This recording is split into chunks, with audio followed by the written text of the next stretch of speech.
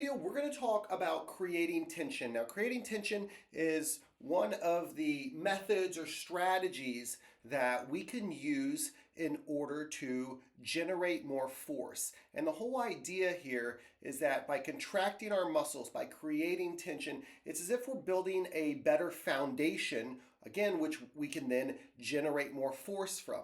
The more force we can generate, the stronger we're going to be, and the more weights we're going to be able to lift, the stronger we get. And again, this is very beneficial from the standpoint of trying to increase strength.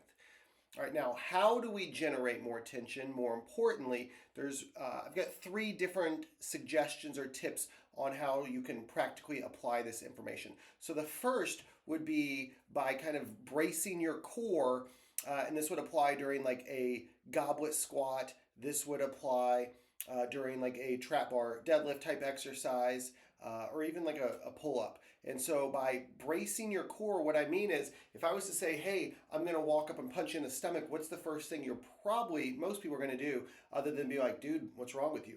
The first thing you're probably going to do is kind of like tighten up or again, crunch down. And so that's the first way that we can generate more tension. Think as if you've got a string from your belly button to your sternum right here. So you've got a string connecting those two. And what I would say is like shorten that string. So by, again, shortening that string, by putting yourself in more of a neutral spine position, by kind of crunching down as if, again, I'm about to punch you in the stomach. You tighten everything up after you yell at me for, what I'm doing. That is what that's going to do is that's going to brace your core. That's going to put you in a stronger position. That's going to allow you to generate more force and lift heavier weights.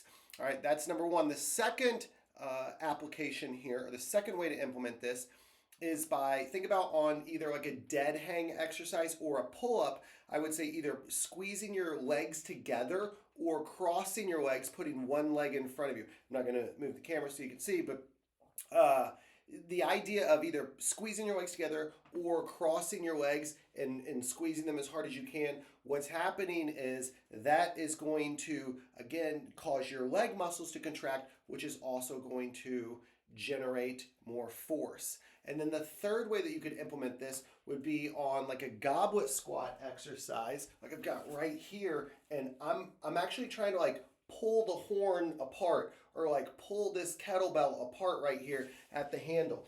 And when I do that, it helps me to contract my core. It helps me to contract all the muscles in my arms and my shoulders and my upper back. And again, by really trying to pull the horn apart on the kettlebell, that's going to force everything here to contract, and which is then going to enable me to lift heavier weights.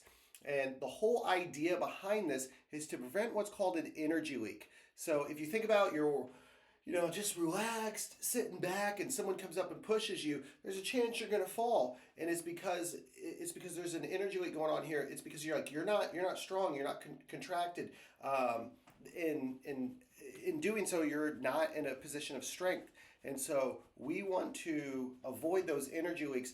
Going back to like the pull-up example, that's a really common thing where people will be doing pull-ups and they're kicking their legs all over. And it's like, man, I understand you might think you're helping yourself, but it's actually one of the worst things you can do because you're less efficient at generating force. And so again, thinking about creating tension, think about how you can apply this. All right, bend those horns or bend the kettlebell when you're doing a squat, or using like even something like a farmer's carry or the trap bar deadlift. Think about squeezing that bar as hard as possible. That's going to enable you to generate more force. On the pull up, cross your legs, really squeeze your legs together as hard as you can. Dig your feet into the floor. We want to generate as much tension as possible because that is going to enable you to generate more strength. So there you have it. Hope this helps.